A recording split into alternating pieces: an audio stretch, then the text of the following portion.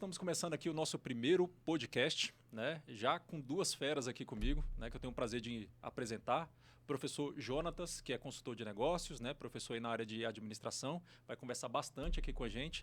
E o nosso colega aqui, professor Ravan Leão, né? Que é mais conhecido que nota de R$ 200 aí, não só na Ceilândia, né? Mas no entorno como um todo. Gente, muito bem-vindos aí.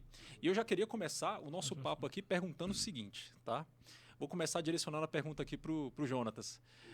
Como capitalizar o conhecimento, tá? No dia de hoje, né? Vamos pensar em empreendedorismo na área de educação, né? Como é que eu transformo uma ideia, uma habilidade que eu tenho em grana na minha conta? Fala lá, Jonatas.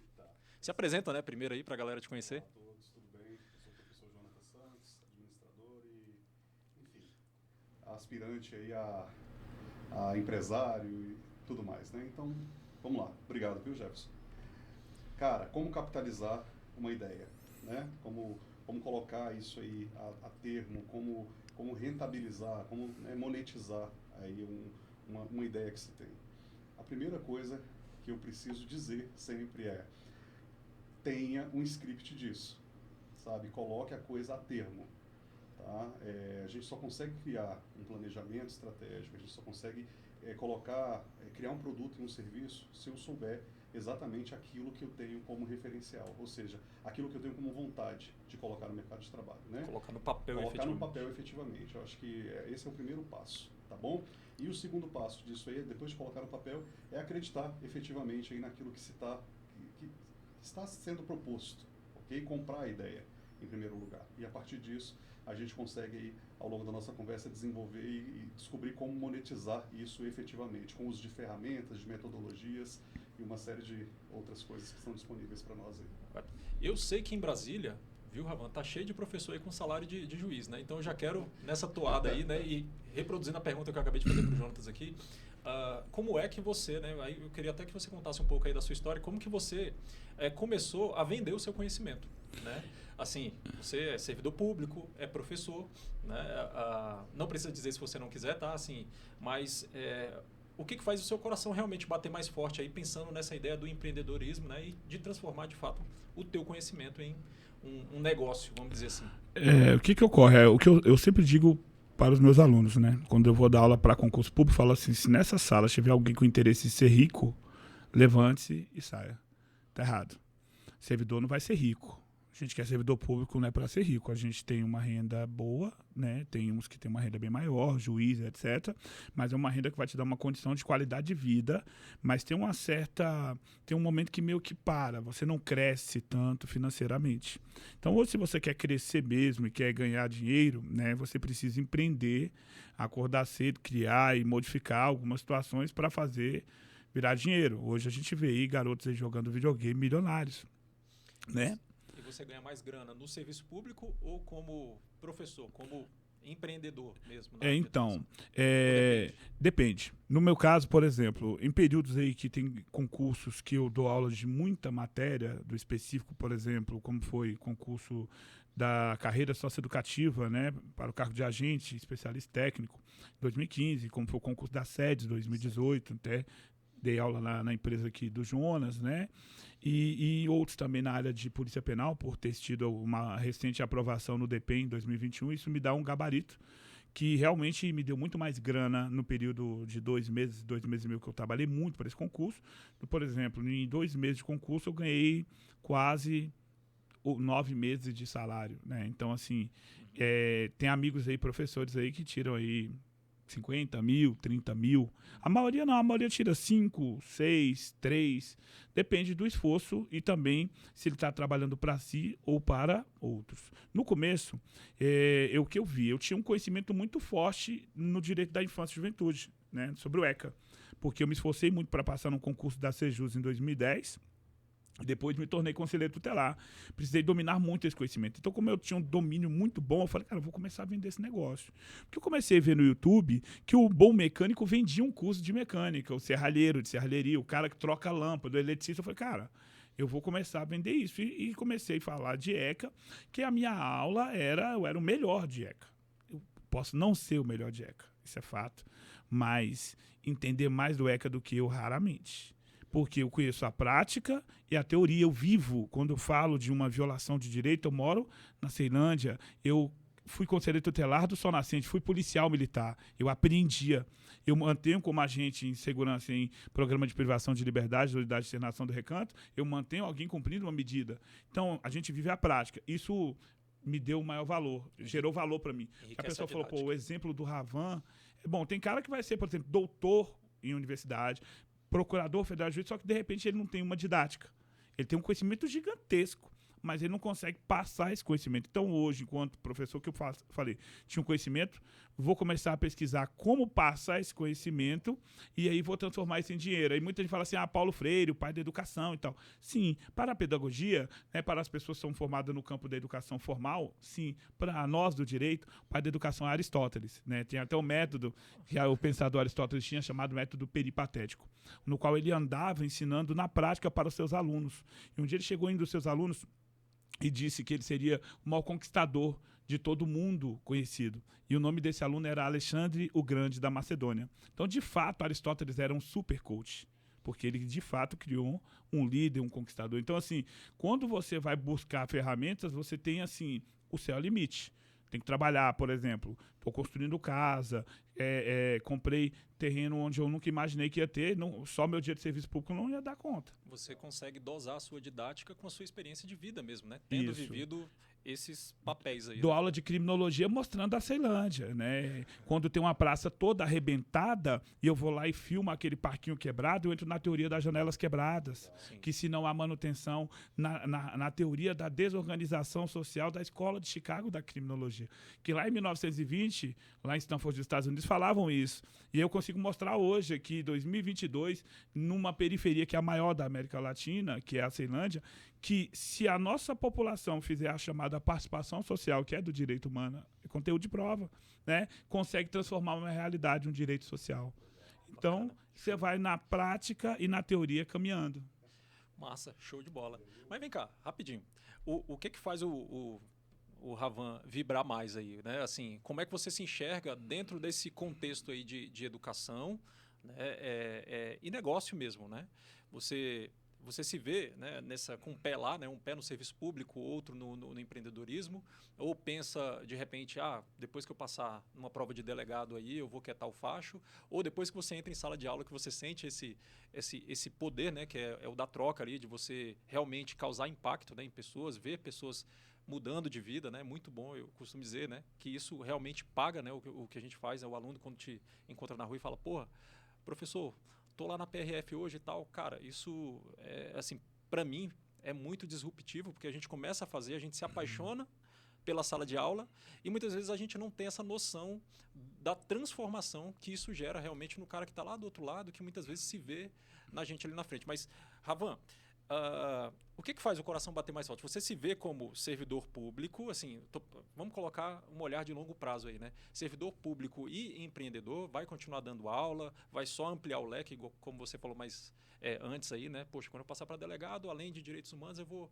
entrar com penal e processo penal. Como é que você se enxerga? O que acontece, né? No meu mundo privado, eu só vejo riqueza no mundo privado. Se empreendendo eu ganhar dinheiro suficiente que eu possa manter minha vida com qualidade das pessoas que eu amo e os que estão perto de mim, transformar vidas, eu vou sair do serviço público, porque tem limite. Né? O serviço público tem limite. E esse limite, para quem quer empreender, não é bacana, né? Ele não é legal. E eu também sou advogado, né? Eu ainda não estou exercendo por falta de tempo, porque eu tenho trabalho na vida política e etc. aqui na cidade. Ou seja, a minha maior riqueza hoje é a riqueza social. Eu conheço todo tipo de gente. Eu conheço desde o cara que cata papel lá na Ceilândia a procurador da República, a juiz de direito. E convivo com essas pessoas. Então, assim, aquele cara que lá no fundão, que eu era o cara tirado, que era o bagunceiro, eu tinha a maior riqueza. Que hoje, o que sempre me criticava assim, o Rafa é muito político, fala com todo mundo, sempre foi crítica isso, hoje é o que as pessoas mais querem de mim, que eu exacerba esse lado para que eu possa mudar a realidade de pessoas. O que eu penso? Hoje. Mesmo estando no campo da política, por exemplo, se eu venho a exercer, eu vou abrir estruturas particulares, como cursos e escritórios de advocacia. E vou investir muito no privado, porque transformo vida de gente com trabalho, com empreendedorismo. Porque no serviço público, sim. Hoje eu tenho vários colegas de trabalho que foram alunos meus, mas vários mesmo. Lá na Secretaria de Justiça, hoje, só alunos lá, eu tenho mais de 200. Na SEDEST, outros centenas, na Polícia Militar. Então, onde você vai, tem um cara que você, de algum modo, mudou a vida dele. Falar nisso, você sabe da Flávia, né? Que passou, uma aluna nossa, que passou em primeiro lugar lá na SEDES, né? Salário aí de especialista, né? Em políticas sociais, né? Feliz da vida. E, cara, ela sempre fala, o Ravan, Jefferson, Ravan, a Renata, a professora Renata também, que esteve com a gente aí.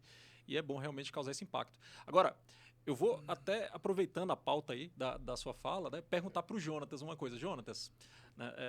Que o Jonatas que respira mais a questão né, de negócios, né? Do lado aí da iniciativa privada. Dá para empreender dentro do serviço público, Jonas? Aí na sua visão, né? Vamos falar de empreendedorismo aqui, pensando no cidadão ali que muitas vezes enxerga no serviço público ali sei lá, a chance, né? A oportunidade de mudança de vida. Dá para empreender no serviço público? O que você acha? Legal. Na sua opinião. Todo mundo pergunta aí, o que é empreendedorismo e se é possível empreender no serviço público ou no serviço privado e se é preciso grana para empreender, né, para atuar como empreendedor. Né? A resposta é muito simples. A resposta é sim, é possível empreender tanto no serviço público quanto no privado. Tá? A questão toda é empreender ou empreendedorismo não é um ato ou algo que a gente pratica no serviço público ou no serviço privado. É algo que você coloca em prática, tá, para mudar um ecossistema. Tá? Como bem disse o Ravan, todas as vezes que a gente empreende, seja na área social, seja na área política, seja na área pública, seja na educação, tá? E isso vai gerar um impacto em diversas áreas. Empreender é isso, é gerar impactos em áreas, é mudar um ecossistema, é mudar uma cultura, na verdade. Então, a minha, por exemplo, uma atuação como o professor Ravan, por exemplo, né, que começou a ministrar aulas ali, falou, cara, eu vou vender isso daqui, né? Isso é o quê? É um empreendedorismo, tá? Qual era o objetivo dele? Era trabalhar, era para o serviço público, era para o serviço privado? Não, era para quem tivesse disponível. Gerar transformação, tá, no meio, né, sobretudo no meio social, né, que ele tem mais acesso, tá? E possibilitar o quê? Que outras pessoas pudessem aí alcançar resultados positivos. Então é possível sim, tá? É possível, tá bom? Mas não limitado à área. Não, okay? E o que me motivou, na verdade, a fazer essa pergunta, viu, Ravan, foi exatamente a minha própria experiência lá atrás, né? Porque quando eu busquei o serviço público, né, eu estava em um contexto de vida que aquilo ali fazia todo sentido para mim. Né? Eu também nasci na Ceilândia, né? Nasci e me criei aí boa parte da minha vida lá na Ceilândia. Todos nós. Né? E, poxa, o nosso exemplo de sucesso na vida era o servidor público, a pessoa que tinha estabilidade, a pessoa que tinha condições ali e tudo mais. E eu vislumbrava aquilo ali como sucesso, que de fato foi. Tá, Ravan? Então, quando eu passei no meu primeiro concurso público, eu tive a oportunidade de, a partir daquilo ali, fazer a minha faculdade, buscar as especializações e tudo mais. Né? Mas eu me lembro até hoje de uma fala de um professor, né? Na época, eu estudava no presencial do GRAN, né? ali no setor de indústrias, falando assim, olha, beleza, passou no serviço público, você tem duas certezas. A primeira é que você nunca vai ficar rico. Legal. Né? E a segunda é que você nunca vai morrer pobre e miserável. Né? Ele falava desse jeito para mim. E, à época, isso não fazia muito sentido para mim, né? Porque, assim, para quem não tinha renda alguma, né, você começa ali já subindo a banca, né, já com um salário, muitas vezes ali, né, que você nem sonhava. Eu saí de um salário de R$800 à época, eu trabalhava lá na Mil, né, na parte de contratos de licitação. Né? Aliás, foi um gancho que eu peguei até para estudar para concurso público, né, porque eu estudava já até então ali as leis de licitação, era preposto lá da Mil. Tinha muito contato com órgãos públicos e via aqueles caras ali, né? Falei, cara, eu quero ser servidor público também. Né? E assim fiz, né? Fui estudando ali e tal, passei, senti aquele boom, né? A gente se sente confortável com isso e depois chegou no ponto de insatisfação. Né? Então, assim, comecei a pensar, poxa, cara, o serviço público, ele me limita naquilo que eu acredito que eu consigo fazer a mais. Né, para gerar um resultado, né, e o meu incômodo ele começou a surgir exatamente disso. Né? Aí, até então, eu pensava assim, eu vou passar em outro concurso, um concurso melhor.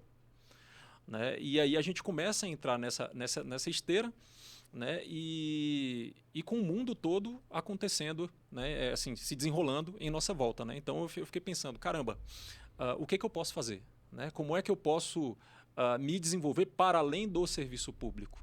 Né? Porque, assim, pelo menos, eu não sei você, Ravan, com a sua experiência, mas, assim, o serviço público, ele é muito bom. Normalmente, quem busca o serviço público tem como valor a segurança, a segurança que o serviço público nos dá. Mas, cara, a gente acaba de passar por uma pandemia aí que colocou de ponta cabeça, né, os nossos valores mais fundamentais. Né? Sinceramente, eu desconfio se existe de fato segurança até no serviço público. Muita gente perdeu seus empregos, né? Como servidor público que sou, e você também a gente enfrenta hoje inflação, o salário que era maravilhoso há 5 anos atrás, hoje já não é lá grandes coisas, e muitas vezes a gente já se pega ali na obrigação de você fazer um corre, né? Como a gente diz lá na Ceilândia, por fora. Entendeu? E você, o Ravan, como é que você viveu essa questão, né? Eu tive essa desilusão, de fato. Né? Assim, poxa, caramba, de olhar para o serviço público como algo que foi uma bênção lá atrás, mas que hoje eu já sei que não é mais o suficiente. Né? Eu sempre eu fui um mini empreendedor, né? Primeiro eu usava minha força para fazer frete. Depois eu usava minha força para ser segurança de festa. Depois comecei a mexer com serralheria, forro PVC, tudo que é pintando e aprendendo. Loja de celular já tive. Abri um pagode lá em Ceilândia, um pagodão lotado. Aí ele acabou no mesmo dia porque teve um tiro lá e um cara foi baleado. Então, pô... Ceilândia, né? Ceilândia mas aí eu não desanimei. Aí o que acontece? Eu tive trabalho em serralheiro, cortei meu pé. E aí tinha uma filha pequena e tal. E aí comecei a entrar no desespero de faltar grana. E aí meu colega, que hoje é o Carrilho, que é campeão mundial de jiu-jitsu, lá da Ceilândia Jiu-Jitsu, ele fala, cara, vira servidor, mano. Pelo menos você vai se garantir, não ia ficar desse jeito aí agora. Porque eu era autônomo, investia muito em mim, mas ainda não estava naquele nível de renda que eu via a renda fazer renda para eu olhar o dinheiro crescer. Que esse é o sonho dos grandes empreendedores, né? Eu era a ferramenta. E aí comecei a estudar e onde eu virei policial em Minas Gerais. Depois vim para cá para o concurso. E aí essa questão do empreender me deixou inseguro por causa disso nesse primeiro momento. É igual você falou, vim para o serviço público, nossa, virei policial, aquela coisa toda, a gente fica na emoção da polícia, só que vai crescendo, os filhos crescem. Minha filha teve um problema grave de doença quando tinha 3 anos, ela teve leucemia, hoje a menina com 22 anos aí, né, o mundo ela vai crescendo, a educação, e aquela coisa toda, eu falei, cara, não tem que fazer grana. Só que o serviço público também limita a gente empreender, ele permite, mas limita, porque eu não posso empreender dentro da atividade, porque isso é falta disciplinar, sou punido. Eu não posso ter empresa, eu só posso ser sócio e não administrador, porque não posso ter uma MEI, porque a MEI você que se auto-administra. Então, o serviço público, até para eu crescer no campo privado, eu tenho que ter limitação. Por exemplo, me tornei advogado. Eu não posso advogar contra o Estado. Em Brasília, não advogar contra o Estado é uma perda incalculável. Né? Então, hoje, o que eu pensei? Eu, de fato, me incomodo, né, com essa questão financeira. É igual eu falo assim, em todos os cargos, seja no judiciário, o juiz ganha 30 mil, ele é rico? Não. Tem dono de padaria que ganha 50. Né? Essa molecada da internet, não dá nem para dizer. Jogadores, esportistas, lutadores, né? Quanto que ganham? Por exemplo, um político, um deputado, senador, ele não é rico. Se você vê um servidor ou um político que ficou milionário nessa atividade... Tem alguma coisa errada, né? Muito errada. É verdade. Tem que fazer uma análise. Então, hoje é o que eu falo para todo mundo. Se você, de fato... Poxa, você é jovem, você tem capacidade de aprender, você pode dominar ali... conheço meninas aí ganhando muita grana fazendo sobrancelha. Menina de 18 anos tirando 10 mil fazendo sobrancelha. Conheço. Tem uma amiga minha que ela empreende com a beleza. Ela usa a beleza dela, ela tem uma capacidade de interlocução, de conversa, tudo. Eu posso até falar, porque ela é uma amiga minha, a Renata, ela é muito conhecida. Hoje ela tem 150 mil seguidores. Né? E ela trabalha vendendo produto na internet. Ela chama a atenção, consegue vender mídia. Com a mídia dela, ela vende mídia de outras pessoas. Ela utiliza a maquiagem e assim ela Isso. consegue monetizar o... E vai pra cima. Então é onde eu vi. Eu falei, cara, como eu posso fazer hoje para ganhar dinheiro? Eu comecei a dar aula no custo ganhando, porque no começo é explorado. Ganhava pouco. Mas aí já comecei eu mesmo me valorizar, porque ninguém entrega um currículo, assim, entrega o currículo nas grandes instituições de concílio para concurso público e você é chamado para ser professor. Não conheço esse caso. Pode ter? Pode, mas eu não conheço. A maioria você tem um talento, as pessoas, pô, você sabia que você tinha jeito? Aí vão e te dão uma chance. Quem fez isso por mim, eu na sala, conversando de dando jeca, e do nada tinha um cara da minha sala, do TJ. O cara já era TJ, já chegava mais de 15 mil, um branquinho lá me olhando e tal. Falou, pô, velho, sabia que tu podia ser professor de cursinho? Eu falei, não, pô, dou aula em cursinho, meu nome é Herbert Bento. O Ebert. Que legal. Já era formado em administração, servidor do TJ, e estava do meu lado lá na Ceilândia. Do meu outro lado aqui tinha o Leandro, que virou delegado federal. Na outra sala tinha o Ricardo Jorge Bittar, que é do sócio educativo, virou juiz. Tinha o Mate, que está na federal, tinha o Age e outros advogados. Então, pô, nós tínhamos uma turma em Ceilândia de muita gente que arrebentou, né? E eu já era professor ali. Eu falei, caramba, olha só, eu nem me formei em direito e eu já estava empreendendo no conhecimento. Então, o diploma não é garantia de sucesso. O seu conhecimento, sabendo trabalhar e colocando ele em prática, você vai crescendo Legal. e trabalhando. Não, pois é. E eu, assim, lá atrás, quando eu comecei, né, essa virada de chave, né, do serviço público para o empreendedorismo, né, na área de educação, isso surgiu muito dessa insatisfação, sabe, Ravan? Assim, de pensar assim, caramba, aqui, se eu fizer o meu máximo, o meu salário é o mesmo. Se eu não fizer nada, o meu salário é o mesmo. Né? E dessa questão do senso de contribuição mesmo, né? Cara, eu consigo ir além, eu consigo fazer mais, eu consigo gerar um impacto, né? Dentro do que o Jonatas estava falando há pouco, que é o empreendedorismo, é de você gerar um impacto dentro de um determinado ecossistema, né? Eu costumo brincar que a gente vive na época do pós-conhecimento, né? A gente vive na época do pós-conhecimento em que, na verdade, o principal ativo é a atenção das pessoas, né? Então, hoje em dia a gente percebe muito a forma como essa molecada nova aí faz para aprender coisas novas, né? Você não sabe uma coisa, você tem um Google hoje. A gente não tinha isso lá na nossa época, né? Então, assim, como que eu comecei a pensar, né? Como que eu vou vender um conhecimento que eu tenho, tá? Para eu multiplicar o meu tempo de trabalho, porque enquanto eu estou trabalhando aqui, que eu estou de plantão ou que eu estou lá no expediente, tá? O meu tempo ele já está afetado para uma atividade específica. Aqui é o básico. Né? Então a minha mentalidade ela migrou para o seguinte, caramba, beleza, o básico eu já garanti, né? Como é que eu vou atrás do a mais? Do a mais, né? Como é que eu faço isso? Como é que eu faço esse corre por fora? E aí entra o que você falou, a minha experiência foi exatamente essa, de ter alguém para falar assim, olha, para me convidar, parece aquela coisa de pirâmide, né? Você foi um dos primeiros, inclusive, viu, Ravan? Lá na época na Fox, eu não sei se você lembra, lá do Thiago Medeiros. Tiagão, nosso brother, e falou assim, Jefferson, vai lá e tal. E eu fui, cara, e o Thiago na época ele foi todo, não, Jefferson, vem cá, vamos dar aula aqui e tal. E aquilo ali foi o start, eu já tinha dado aulas, né, anteriormente, comecei na verdade no final de 2014 lá no Instituto Ânima, Jonatas, né? E ali eu falei, caramba, eu consigo fazer isso aqui, né? E a visão que eu tenho, né, falando agora dessa questão, né, da atividade de professor, porque isso é um empreendedorismo na área da educação, a gente consegue monetizar o nosso conhecimento, né? Cara, o ser professor me deu exatamente essa... Eu coloquei os pés na água do empreendedorismo, né? Teve mês aí, assim, no final do ano passado, teve mês, assim, de fazer, assim, em um dos meus produtos, tipo, sei lá, 40 mil. E eu falar, caramba, eu jamais ia conseguir um salário desse aqui no serviço público, né? Mas aí entra aquela coisa, né? A minha virada de chave foi, eu quis vender a minha experiência, né? O meu processo. Olha, como é que eu saí da condição de alguém que queria ser servidor público para ser servidor público, né? Então eu comecei a vender esse conhecimento em forma empacotado como uma mentoria. Uhum. Isso lá no final de 2014, que a gente nem ouvia falar muito nisso. Eu falava em mentoria, na época era o coaching, né? Que estava em alta. Não falava em mentoria. E o pessoal, assim, inclusive no trabalho, o pessoal sacaneando, né? Aqueles memes, aquelas coisas e tudo. Né? Mas para mim, aquilo ali foi um ponto de virada que fez toda a diferença para mim. Comecei a fazer, né, quando tive os meus primeiros resultados ali, aí a chave virou. Eu falei, agora. Né? O presencial, aí beleza, aí vieram os convites, né? O seu foi um deles, né, para o presencial e tal. E é um mercado, né, para quem está nos assistindo aí, né, que, poxa, também me vejo como professor, sinto que tenho didática e tudo. É um mercado, assim, em que a barreira de entrada ela é pequena, né? Basta você conhecer alguém e essa pessoa, de alguma maneira, abrir as portas.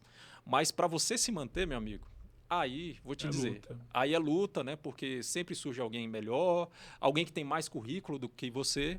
Né? E hoje em dia, alguém que vive como professor, né? Principalmente aqueles que têm o professor, né? Essa atividade de ser professor como renda principal, né? Forma principal de ganho, cara, a galera tem que estar estudando o tempo inteiro mesmo. E uma situação, né, Jefferson? O Jefferson colocou aqui uma coisa importante. Para você que está aí ouvindo, se você precisar de alguém que abra a porta, pode me chamar no Instagram Ravan Leão. Agora, manter lá não tem como não. Mas não, já coloquei maior galera para dar aula, mas foi muito. Ó, só para ter uma noção, um dia eu fui dar uma aula que eu era o principal professor, e do meu lado tinha um delegado, um outro delegado, um policial penal federal, né? E Thiago Medeiros até tava, foi na aula da SEDESH. Eu falei, gente, olha só, cara, como a educação ela é democrática, os caras são top nos cargos deles, mas aqui E você lá no meio. eu tô aqui na frente. No Gran Curso, que para mim é a maior escola, né, do Brasil, tenho o privilégio de dar aula lá. Poxa, um dia eu tô lá dando aula e olha aqui Aragonê. Eu falei, caramba, tietando o cara, mas fingindo que tava... Mas não teve jeito, fui lá, tirei foto e tal. Quando eu olhei do outro lado, né, o falecido mandou um abraço, Carlos Mendonça, né, que foi um cara que também procurador, né, federal. Eu falei, gente, olha como educação. Eu tava lá naquele colégio, lá atrás, sendo do fundão, tirado de tempo. Do fundão. E hoje eu tô com o topo do direito aqui, dando aula lá no Gran por etc. Então, assim, o Gran Cursos, ele foi uma escola que, por exemplo, eu fui chamado para lá porque eu me destaquei muito na SEDESH. Uma coordenadora viu meus destaques e me mandou uma ligação. Quer vir fazer um teste? É teste, meu. O nível da escola. A escola é muito séria. Teste. Cheguei lá, o cara, você já mexeu com isso aqui? Eu falei, não. Tal.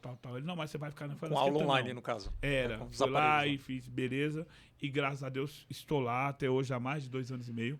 Você é exclusivo lá deles, E me mantendo, né? Na matéria de lá, eu só dou aula lá. Claro, vou brincar com gigante? Jamais. Tá sou Davi, não, mano. Então, assim, é uma oportunidade muito ímpar. Havendo, se manter professor, igual você falou, não é fácil. Né? Um exemplo, gente, ó, esse ano, na minha aprovação por DPEM, tinha redação. E aí, o que acontece? Uma pessoa aqui, ele corrige redações, chamado professor Jefferson. Ele ainda me falou comigo, Deus usou ele para falar comigo. Me procura, não inventa de fazer o negócio não. Legal, mas eu, vaidoso, professor de direitos humanos... Não, e detalhe, eu falei para ele, Ravan, me procura, né, porque eu tenho os meus cursos de redação, tem, né, os cursos aí da parte de língua portuguesa e tudo mais. Falei, Ravan, me procura porque eu libero o acesso para você, mas não vá para a prova do DPEM sem treinar a redação, né? Aí o que aconteceu? Fui para lá. Cheguei lá, sei muito conteúdo. Sei realmente, dominava 100% do conteúdo, mas dominava 30% de redação. Final da história de 20, fiquei com 16 e pouco, perdi 2 por vacilos de não dominar a técnica da redação, fiquei com 14, com uma notona, mas porque eu era muito excelente no conteúdo. Mas olha que vacilo. Se eu tivesse feito o curso tranquilinho, ir lá e pum, beleza, passei. Então, eu sou professor, mas não sou professor de tudo. Tenho que sentir que tem uma fraqueza e reconhecer e recorrer. Legal. Mesma coisa na UAB. Na UAB, cheguei lá, uma prova de ECA. Primeira vez da história da UAB.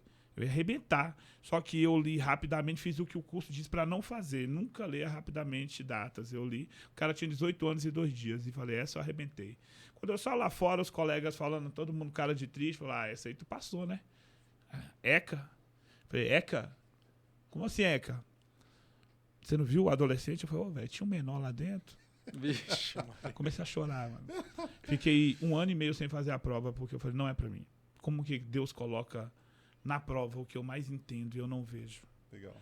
Então, eu já estava pensando na minha mente, eu falei, cara, o que eu vou fazer com esse direito sem a OAB? Vou ter que fazer concurso? Vou fazer um mestrado? Então, sempre buscando empreender. Então, hoje, quando você entra para essa mente, né, como você falou, de colocar algo para produzir grana. Poxa, eu tenho amigos meus que eles têm uma feira do rolo. Feira do rolo, para quem não conhece, gente, era uma feira que vendia produtos bagunçados ali no setor de Ceilândia, igual a feira do Acari e tal. Hoje, nós temos uma feira do rolo chamada Sites ABCD, que tem aí, que vende e compra coisas, né? Lá no site, o cara que gosta de vender, de conversar com gente, negociar e tal, ele fica ali, compra um carro, vende um carro. Os caras estão empreendendo, né? A mesmo serviço público ou não. O cara sobrou um dinheirinho, vai fazendo gerar. Compra uma coisa, vende outra. Tem cara que é sempre virador. Um dia tá vendendo tênis, outro dia escovinha, abre um barbeiro, um boteco. E assim vai andando. Não, e eu, inclusive, assim... Só um ponto. A qualificação garante ao empreendedorismo as boas práticas, né? A comercialização aí de produtos lícitos. Melhores, né? A gente acaba... o conhecimento é importante nessa hora, né? Uns produtos bagunçados aí, né? Vai saber o que é produtos bagunçados. Definição é essa que eu não quis entrar no mérito. Não posso jogar contra o meu povo, né?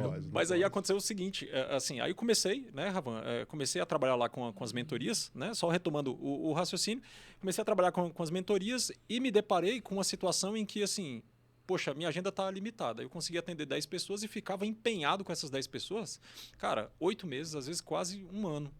Né? Então, tipo, para quem começou a empreender, aquilo ali foi foi muito disruptivo, porque eu falei, caramba, eu consigo ter muito mais resultado aqui fora. Né? Mas eu não posso tirar o pé de lá também, porque não adianta a gente queimar a ponte sem ter uma preparação.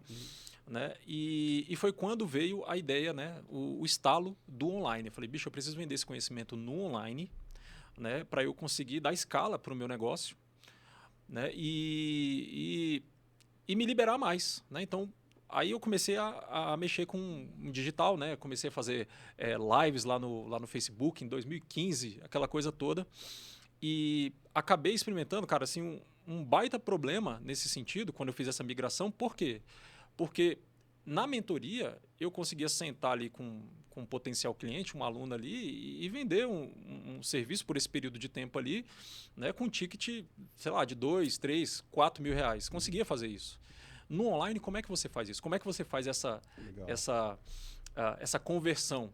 Né? Então eu pensei o seguinte, olha, legal, vou migrar para o online.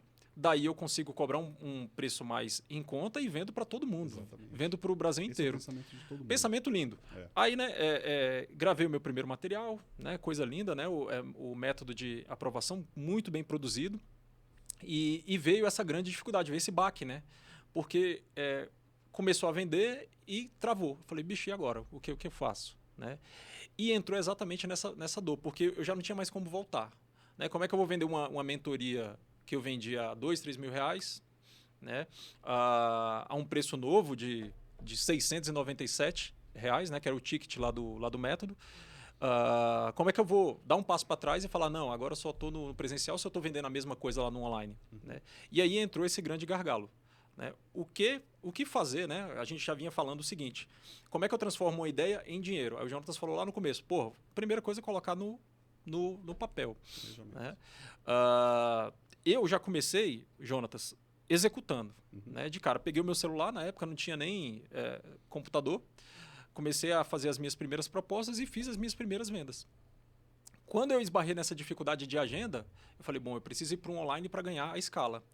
Só que quando você vai para um online, o jogo é outro, Ravan. O jogo é outro. Né? Tem muita gente boa no online, tem muita gente mais bem estruturada no online. E eu senti a época que eu tinha dado um tiro nos pés, que eu falei assim, caramba, vacilei. Né, sair daquela zona de conforto que eu tinha do presencial, né, e no online eu não estou conseguindo dar essa escala que eu queria dar. Eu até queria que o Jonatas falasse, de fato, assim, alguma coisa sobre isso, porque é uma dificuldade, viu, Jonatas, que alguém acaba sempre esbarrando, alguém que tenta empreender. Né, e a galera está com muito medo, a verdade é essa. Né? No pós-pandemia, aí que a galera perdeu seus empregos, se viu obrigada a fazer alguma coisa para conseguir uma renda extra, né, muita gente acaba, muitas vezes, estacionando no efeito platô da coisa. Ó, consegue ter um resultadozinho e daqui um pouco estaciona e fala, pô, e aí? E agora? Como é que eu dou essa próxima virada? Só interromper um instantezinho para somar aqui, já que o José vai falar. Isso aí que você viu, eu vivo. Né? Hoje eu tenho ali 12 mil ali de Instagram, mais Facebook 2 de 5, mais um grupo lá, vamos botar mais uns 15 mil de Face. E todo mundo, não, você tem que ter suas coisas online, tal. Só que a insegurança e essa concorrência e esse medo de não fazer, de travar, ou ainda não cair nesse mundo. Mas o que eu percebi? Muitos colegas foram para o online. Faltou gente no presencial. Aí que eu fiquei.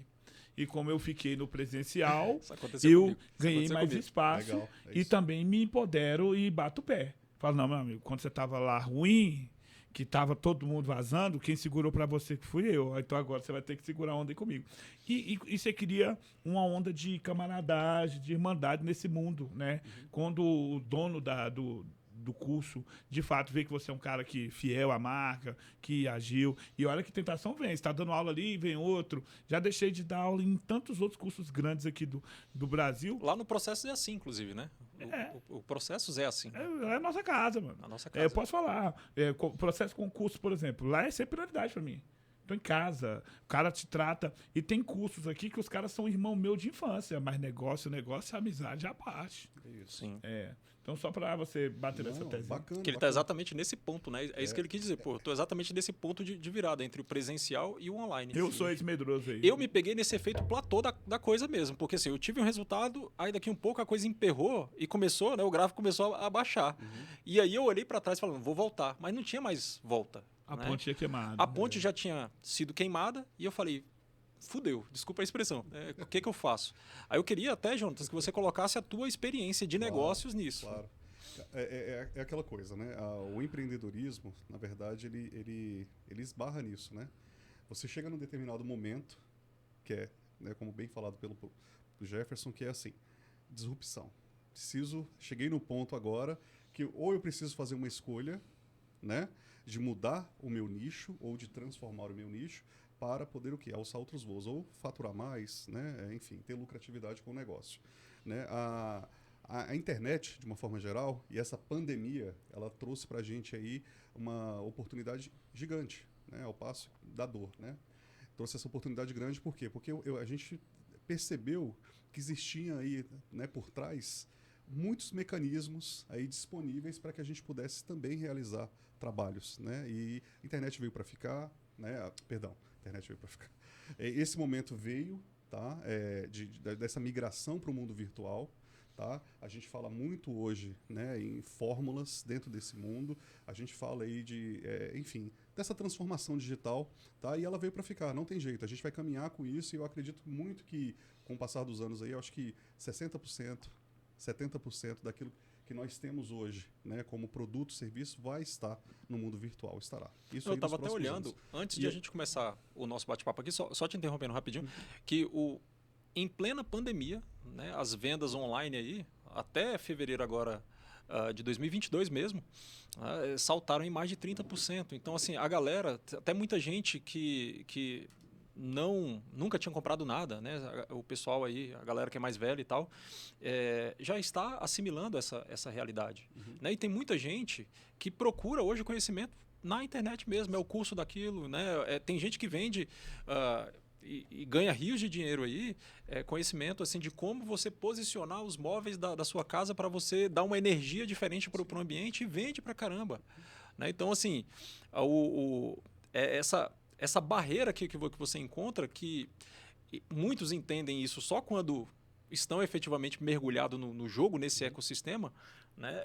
E se esbarra, na verdade, nessa dificuldade que você tem de desenvolver as habilidades que você precisa para jogar esse jogo do online. Né? É isso que a gente estava falando, inclusive, até antes, né, de começar aqui o podcast. Né? Na verdade, o empreendedorismo, né, o empreendedor precisa se qualificar. Essa que é a verdade. Ele nunca vai parar de se qualificar. Tá? É um ciclo aí que ele vai se retroalimentar a todo momento, sabe, Ravan? Então, assim, pela minha história, tá? Eu tinha quando eu era moleque, eu pensava o seguinte, olha, eu quero ser um executivo, um consultor empresarial. Né? E aí eu tive, né, talvez esse cuidado de olhar lá na frente e falar o que eu preciso fazer. Né? E aí eu vim lá do meu primeiro emprego vendendo pão, né? A minha primeira oportunidade, que foi dentro de um projeto do governo, né? Um projeto social, diga-se de passagem, que eu tenho um especial amor por esses projetos. E aí, a partir disso, eu falei, olha, é possível mudar uma realidade, né? Que era uma dor. Qual que era a dor na época da nossa comunidade ali? É aquela coisa, né? Pobre, né? Morador de periferia, tá? Com todo aquele cenário propício ali a dar errado, né? A gente dá errado na vida, e eu olhei para aquilo e falei, cara, eu não quero isso. Tá? Eu estou contando essa história só para dizer, né, o resultado disso mais na frente. Então eu olhei lá na frente e falei, não, eu quero estudar, eu quero fazer outras coisas. E aí, ao longo desse processo, né, eu fui para a iniciativa pública, tive oportunidades, entrei na área de tecnologia, depois fui para a área hospitalar, depois eu falei, opa, eu quero ser consultor. Né? E aí, a partir disso, eu saí da iniciativa privada como empregado e fui empreender. Tá? E uma das áreas que eu adentrei como consultor, era o quê? Foi a área de educação. E essa área foi a área que eu me apaixonei completamente por ela. Tá? Por quê? Porque foi nessa área que eu vi, né, um nicho para oportunizar a educação, seja ela profissional, seja ela superior, né? seja como for, tá? Para o maior número de pessoas. E então, o que eu fiz? Como eu estava dentro da área de educação, a minha ideia era oportunizar... Bem, eu não era professor à época, né? Então, a minha ideia era falar o seguinte, bem, já que eu estou aqui dentro, deixa eu trazer os meus colegas para cá. Porque esses caras já estão lá do lado de fora, entendeu? Então, assim, eu quis, na verdade, empreender... Os colegas professores, isso. Tá? Administradores, professores, o pessoal de concurso público. Então, eu comecei a desenvolver projetos exatamente para quê? Para oportunizar, levar aí, através desses parceiros, o quê? Oportunidade ao maior número de pessoas possível. Ou seja, né, cumprir aí uma função social do empreendedorismo. Eu tinha como... Eu podia me preparar para dar essas aulas... Eu podia usar o meu celular, a tecnologia a meu favor para fazer isso? Podia. Mas eu era bom o suficiente para fazer isso? Não, tinha pessoas melhores do que eu. Eu tinha ali as ferramentas na minha mão, a estrutura disponível para isso. Então eu vou oportunizar para isso. Vamos criar um projeto aqui para que a gente possa caminhar? Pronto. E aí eu consigo cumprir a minha função social do empreendedorismo. Entendeu? Que é o quê? Basicamente, me qualificar, né? Dentro da área que eu sou bom de planejamento, então vamos planejar. Você é bom em ministrar aula, então... Fique na sua área, você empreende nisso. E a gente junta essas forças e muda o nosso ecossistema. Essa que é a verdade. Eu tive até aquela coisa lá do empreendedor, né? Que você é a empresa, né? Você é o office boy, você é o cara que prepara o seu material, você vai lá e dá aula, você atende o aluno e tudo mais. E para colocar o negócio... Esse é o fim de toda ação empreendedora. E para colocar o negócio para rodar, viu, Ravan? Eu tive que realmente abraçar o mundo, né? Sim. E foi o que fez a diferença lá atrás. Né? Hoje, eu posso falar que é uma experiência, né, que eu estou vivendo atualmente. É que eu preciso olhar para o meu negócio e entender qual que é a cara do meu negócio. Né? Eu preciso colocar pessoas, preciso delegar. Né? E aí entra uma outra dificuldade que a gente tem dentro desse jogo online. Né? Como fazer boas parcerias, porque assim, eu já fiquei puto já a chegar ao ponto assim, de pensar assim, olha, eu vou aprender a fazer... a porcaria do tráfego, do tráfego, né? O pessoal falando de Ceilândia, aí fica feio desse jeito, né? Eu vou aprender a fazer o tráfego, eu vou aprender a fazer a estruturação, né? As minhas peças aí, os meus conteúdos e tudo mais, mas o fato é que para ganhar escala, que é o que todo mundo quer, que a gente estava falando há pouco, cara, não dá para a gente... Não dá para a gente tentar abraçar o mundo e manter isso por muito tempo, porque não é isso que vai virar o jogo. Sim, né? O Ravan hoje ele já está bem estruturado, eu sei que não põe nem a mão para fazer o próprio material. Não é, Ravan? Não, na verdade, o que acontece? Eu sei porque eu já precisei. Aí falou, não, eu vou mandar para a menina que faz os materiais para mim. Eu falei, o cara tá muito estreito. Não, na verdade, só para formatar, né? Tipo, eu que digito tudo. Legal. Porque o que eu faço? Né? Como é que eu crio hoje meu material? Eu pego tudo que as bancas dizem que é verdadeiro e monto minha teoria em cima do que a banca diz que é verdadeiro. Se a banca fala que esse microfone, o conceito de microfone é esse que é o conceito de microfone para mim. Porque, infelizmente, falta uma lei mais objetiva que fixe, firme o concurso, que apegue a uma bibliografia. E aí a banca cria o que quer e sai repetindo. Então, se você não treinar do formato que ela quer que você esteja, você não passa. Então, o que eu faço? Eu monto e aí eu tenho que realmente pagar ali uma menina ou um rapaz ali, né? Sempre os jovens que estão mais nessa pegada. Legal. Que monta ali o meu Word, tem um outro ali que faz Aí, só que agora eles me dão uma base, eu fico com ela, que o celular é uma arma, né? Onde eu ando, eu já monto, que tem que ser agora. Cadê? Aí eles já me dão a base, eu jogo o vídeo dentro da base e lanço um produto já mais formatado, com marca, com símbolo, né? Criando um padrão e uma identidade visual para o produto. Legal. E aí é legal isso, só pegando o gancho, né? Que o Ravan está fazendo com isso? Falando de empreendedorismo. Gerando emprego e renda. Ele está replicando. Está replicando. Então, assim, olha, eu tenho aqui, meu produto está aqui. Eu preciso de gente qualificada para tocar esse produto, para poder desenvolver, né, implementar esse produto para mim. Eu já fiz ele. Então, agora como é que... Agora, aí entra uma questão importante, tá, professor Jefferson, que é o seguinte. Como trazer as pessoas para o meu negócio, que foi o que você falou aí, né? Só pegando o gancho da tua fala. Como trazer bons parceiros. Eu cheguei num ponto aqui que eu não consigo mais, eu vou me qualificar. Aí tu fica nessa corrida do rato, que é o quê? Eu vou desenvolver o meu produto, você tem a tua ideia inicial, que é fantástica, tá? Todas as vezes que você quiser lembrar, tá, da real motivo de você estar aqui na frente, nesse ponto de disrupção, tá, que você se perder no meio disso, volta lá no início. Lembra por que você começou a empreender. Lembra disso, porque aí você vai lembrar da tua identidade, você vai lembrar dos teus motivos, das tuas dores, o que te levou a seguir, tá bom? E aí, nesse momento aqui, o que você fez com o passar dos anos? Há quantos anos, por exemplo, você já empreende? né, tem no mínimo, vou jogar por alto aí vocês, 10 anos. Não é isso? No mínimo, tá? Tô jogando por baixo aí, tá bom? Me perdoe se eu estiver errado. Mas aí, o que você adquiriu ao longo desses 10 anos? Experiência. Essa experiência é a tua cultura, bicho. Essa cultura que os teus parceiros agora vão ter que pagar por ela. Vai ter que pagar por ela e vai ter que adentrar ela. Não adianta você pegar uma pessoa que seja muito boa, fazendo o que está fazendo lá empacotado, por exemplo, no ambiente virtual, tá? E você falar, não, eu vou trazer essa pessoa porque ela é muito boa. Se ela não comprar aquilo que foi a tua ideia inicial, a tua cultura, né, referente ao teu produto, ao teu serviço, não vai dar o resultado que você precisa. Essa que é a grande verdade. Você não vai ter a escalabilidade. Entendi. Ok? Boa. Essa é a questão. Hoje, inclusive, tenho o privilégio, né, de pessoas que trabalham na área disso aqui, ó. Audiovisual, marketing e tudo, me procuram e falam assim, Ravan, quero que você grave, fale que você tem conhecimento e escreva. Passe pra gente, a gente transforma num produto final e a gente vende e a gente racha o lucro. Ou seja, se eu ganhei uma empresa tecnológica, sem tecnologia ninguém vai. Certo. Hoje as maiores empresas educacionais tiveram que ir para o mundo tecnológico. As faculdades que já tinham cursos tecnológicos, EADs com ela, um exemplo, o processo, não sofreu na pandemia. Quem não tinha, teve que pagar por estúdios. Não, e você sabe, Ravan, que foi o que me salvou.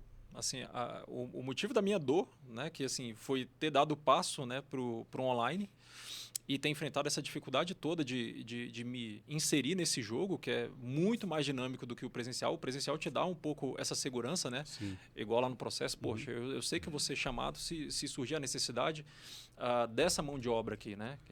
Professor de língua portuguesa, redação, não, beleza, ele vai falar comigo primeiro. Né? O online não, cara. O online tudo parece ser perfeito, tudo parece ser maravilhoso. Né? Mas foi o que me salvou dentro aí da parte do empreendedorismo quando veio aí quando a gente entrou na pandemia. Eu já estava no online, né? Mesmo que infeliz, né? Vivendo o efeito platô que eu estava falando ali, né? Eu já estava no online. Uhum. E isso para mim fez toda a diferença. As vendas caíram, mas eu continuei vendendo. Uhum. E foi a oportunidade que eu tive de buscar a qualificação. Legal. Né? Mas aí... eu já fui ao contrário. Eu perdi por não estar no online. Estava no presencial. O presencial fechou. Pandemia, presencial fechou. Aí o presencial ficou voltando e fechando. E poucos professores queriam ir para a guerra. Sim. Por medo da... É uma novidade, e eu né? precisando da grana. Fui. Dei aula a pandemia toda. Mano. Onde estava podendo dar aula, eu estava lá. Correndo risco. Falei, cara, guerreiro, até nessa hora que eu tenho que ser guerreiro, né? Ir para dentro, e o aluno também no desespero, todo mundo expondo, abrindo mão da sua integridade física, da sua saúde ali, e o risco para ter conhecimento. Né? Quem não teve, perdeu dinheiro, muita gente ficou sem grana, sem espaço. Quem tinha online ainda conseguiu navegar, quem não tinha... E a dificuldade que eu enfrentei, viu, Jonatas, dentro do que você estava falando há pouco, foi exatamente essa desilusão. Foi a minha segunda desilusão, né? Porque assim, veio a pandemia, estava no efeito platô, mas assim, começou a engrenar por conta da pandemia, porque a pandemia empurrou a galera para o online, invariavelmente. Sem dúvida. Né? E aí, o que acontece? Veio uma segunda dificuldade, uma segunda dor muito grande, que aliás eu vivo essa dor até hoje, né? Que é encontrar parceiros, né? Que comprem essa filosofia, né? A questão da ideia, né? Sim. Porque a gente coloca o negócio para rodar primeiro porque a gente acredita no nosso negócio. Você trazer outras pessoas, inclusive pensando nesse contexto de pandemia, né? Que os meus principais parceiros hoje, muitos deles eu nunca encontrei presencialmente, né? É engraçado, né? Como a pandemia realmente mudou o jogo nesse sentido. Por outro lado, né, eu tive várias decepções, assim, de fechar acordos com agências e tudo mais, colocar dinheiro e a coisa não acontecer. Isso, porque no online também você não tem essa barreira. Aliás, você... Né, cria-se uma barreira, exatamente o contrário, cria-se uma barreira que a gente consegue dosar muito no presencial, que você está aqui, ó, olho a olho, claro. Você sente o outro lado, não, beleza, sente firmeza, isso aqui vai dar certo. No online não, o cara se apresenta ali com a embalagem, parece que tudo é bonito, tudo é perfeito, você coloca dinheiro e a coisa não acontece. Essa é a grande questão do mundo virtual, né? É aquela coisa, todo mundo hoje, né, tem uma tendência a ser influencer, né, a conseguir desenvolver um produto e um serviço e colocar uma roupagem, porque a tecnologia me permite fazer isso. Tá? E eu não estou falando que é ruim. Tá? Nem bom e nem ruim. Só estou falando que a gente precisa avaliar. O critério de avaliação disso é outro. Né? Então, assim, a gente precisa criar hoje, por exemplo, entender, na verdade, que o mecanismo de avaliação de credibilidade hoje, tá, é a estrutura que está por trás. dessa pessoa que está se apresentando ali com produto e com serviço. Então, entende isso? Então, assim, existem ferramentas e indicadores aí, tá? Né, que vão te possibilitar aferir essa credibilidade de quem está do outro lado. Por quê? Muitas empresas, não só na pandemia, mas um pouco antes dela investiu muita grana em agências, tá? Já pensando nessa migração para o mundo virtual aí, fez um planejamento de 2, 3 anos à frente, entendeu? E perdeu muita grana. Normal. Sobretudo quando a gente fala, por exemplo, em 2018 ali, de ambientes virtuais de aprendizagem, ambientes acadêmicos. Cara, super complicado isso. Ninguém conseguia implementar isso direito. Sempre tinha uma série de pormenores. E uma aí série veio de a pandemia. contra-razões. Aí a pandemia veio, o que ela fez? Ó, deixa eu te falar uma coisa. Ou você vai para o mundo virtual, para o ambiente virtual, perdão. Ou acabou o seu negócio. Ou acabou o seu negócio. E nessa atuada, muitas empresas fecharam. E outras empresas surgiram. Mas as empresas de educação foram as que mais sofreram nesse período de pandemia. Tá? Porque os caras... o que acontece? Fechou. Quando você começa num ambiente de estabilidade, de saúde, como foi o nosso, a ideia é que todo mundo fique em casa, as empresas ficam ali, né, enfim... sem saber direito como que a coisa o desfecho vai acontecer, e a partir disso é necessário aí se reinventar no meio desse processo. Por quê?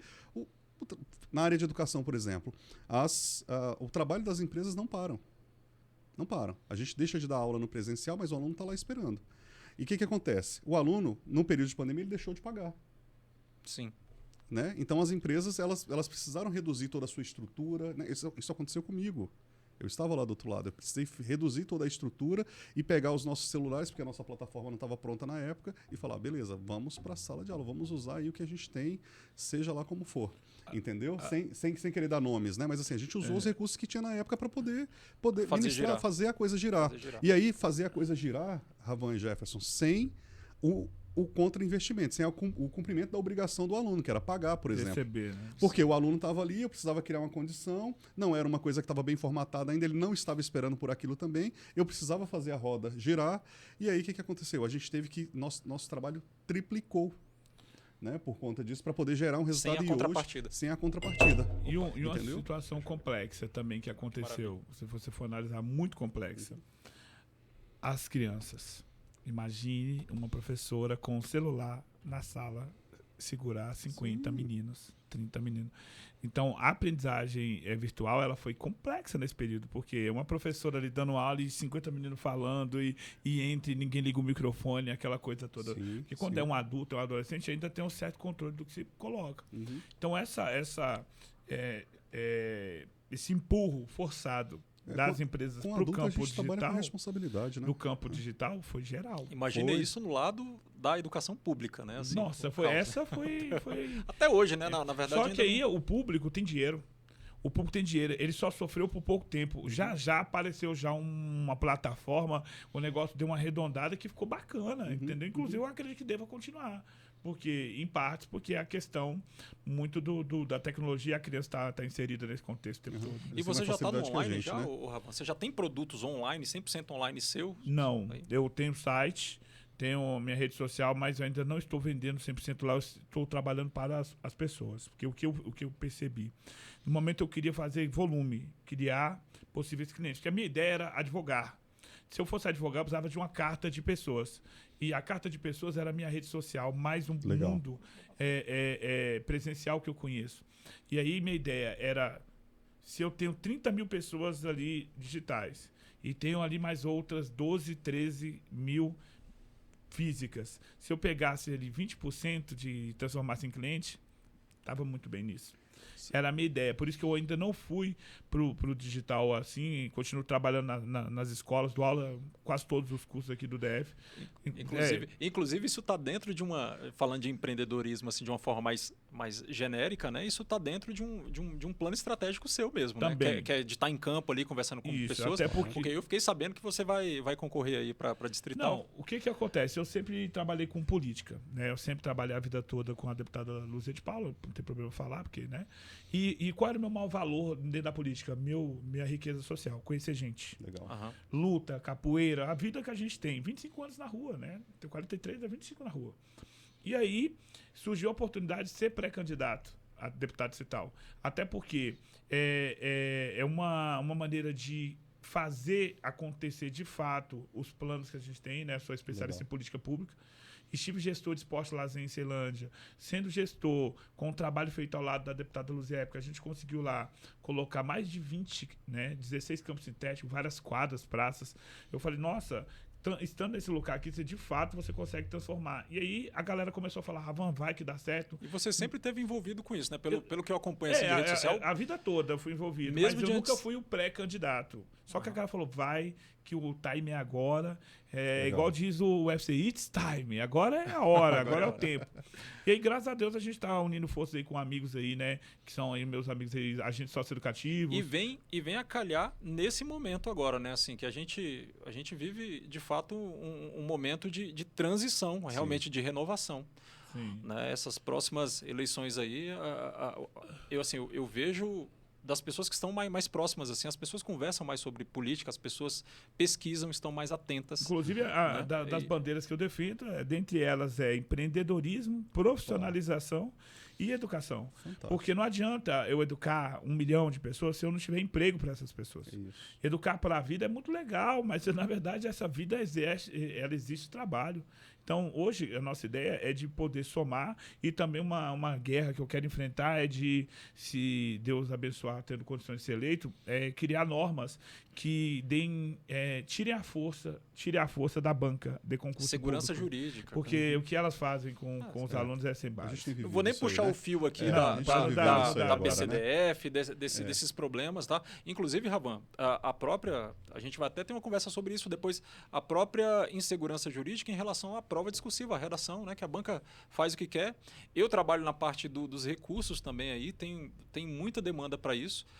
E fica muito claro assim o arbítrio da banca em avaliar o seu texto com ausência total de critérios ali claros, cara, né? Assim, somente por conta da falta de uma norma mesmo, né? Que coloque claro ali as regras do jogo, né? De forma que o aluno saiba exatamente em quais pontos ele está sendo objetivamente avaliado. Aí fica uma coisa assim, muito abstrata, né? A banca olha para a tua prova discursiva, fala que tu cometeu um erro em tal linha.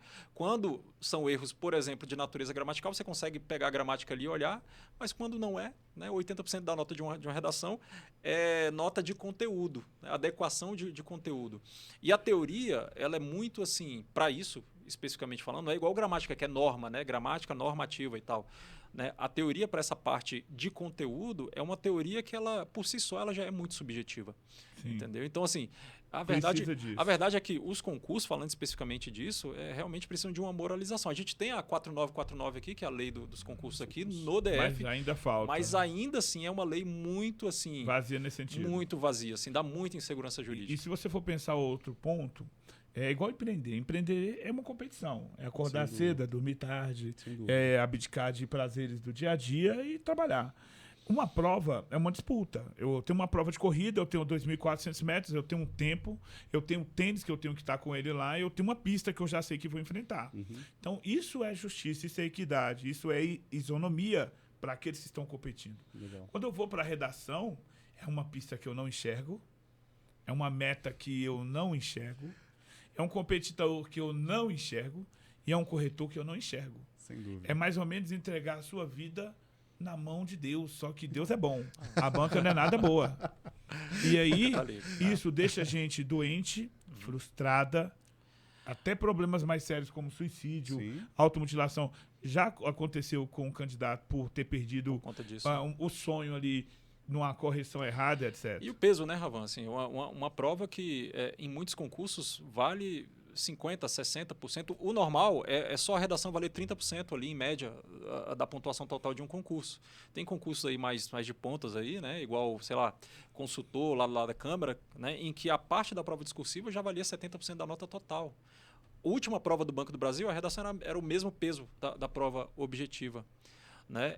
Agora, isso não é só culpa da banca, tá? Porque assim, se por um lado, né, o texto em si ele te joga um pouco nesse universo meio instável da mensagem em si, que é a parte de conteúdo de uma redação, por outro lado também, a dificuldade que os alunos têm, eu falo pela minha experiência, né, de sala de aula, é que a galera não lê. entendeu? Para você aprender a escrever bem um texto, você tem que aprender a ler bem, né? Então, assim, é até engraçado a gente falar isso dentro dessa conversa de empreendedorismo, porque isso mostra também que o nosso psicológico ele está muito preparado, está muito viciado no sentido de esperar fórmulas. A gente quer fórmulas. Em tudo. A gente quer o processo ali palpável, o passo a passo. Quando você vai a campo, né, que você se depara com dificuldades de campo, que você tem que se desenrolar ali, né? Aí eu estou falando genericamente, tá? Mas isso acontece muito lá na prova discursiva. O aluno, quando ele não enxerga aquela caixinha dele ali, na hora do vamos ver, ele se desespera. Né? E eu falo, a banca é responsável, né, por conta de não estabelecer critérios objetivos, critérios claros, mas o aluno, por outro lado, também é um aluno que não tem habilidade nenhuma de leitura. Né? E aí a gente entra num universo paralelo gigantesco, porque tem culpa do Estado no meio disso. Né? As bancas cobram isso. Né? As bancas cobram redação, Ravan. Eu sempre falo isso em sala de aula e é engraçado a gente ter espaço para a gente conversar sobre isso. As bancas, por que as bancas cobram prova discursiva? Porque a banca, né, eu sempre falo isso, né? A banca adora ler garrancho de aluno. Não, então vamos fazer um concurso aqui com 50 mil redações para a gente corrigir e a gente adora corrigir redação. Não é por conta disso. Né? A banca cobra uma prova discursiva, primeiro que ela sabe que é uma forma de avaliação em que a banca consegue verificar várias coisas em relação ao aluno. Além do teu conhecimento técnico, do teu nível de leitura, né, do quão apurado é o teu raciocínio crítico, né, de mundo, e não só sobre aquele tema, né? sobre um problema social, porque as redações elas cobram, né, um problema social, tá? Elas fazem até uma avaliação de uma avaliação de perfil de futuro servidor. Você sabia disso? Porque a depender, a redação ela cobra ali muitas vezes um posicionamento, né? Os textos de natureza argumentativa eles cobram um posicionamento. Isso ali não é para parecer bonito, isso ali não é para a banca ter o trabalho de corrigir porque ela ama ler garranchos. Não é por conta disso. É porque a banca com uma única prova ela consegue fazer uma avaliação holística do aluno. Não é só um conhecimento técnico, não é só um conhecimento decorado que você precisa para você julgar uma questão da sua prova objetiva ali. É o teu raciocínio desenrolado muitas vezes ali em 30 linhas. Eu fiz recentemente a prova ali da Controladoria Geral, em que a gente tinha uma dissertação de 90 linhas. Nossa. 90 linhas. Que eu fiz, aliás, as 90 linhas assim, no apagar das luzes. Assim, consegui fazer as 90 linhas. E você vê que é muita coisa em jogo. E olha que eu sou da área.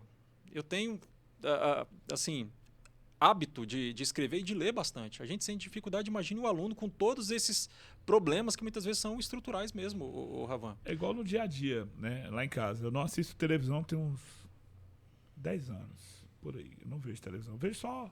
Agora que eu não vejo mesmo, que abre no celular só um cortezinho, né? Só o que é engraçado. Eu não sei colocar um canal na televisão, porque eu não li o manual. E aí chega o meu moleque lá de 7 anos. Já tem um hábito, né, de precisão. Tem que ter alguma coisa, né? A gente tem que ter o procedimento, né? E a gente não sabe. Não sabe, perdeu. Ai, meu Deus, e agora? E você não sabe achar e tem que ir lá no YouTube como achar o Netflix.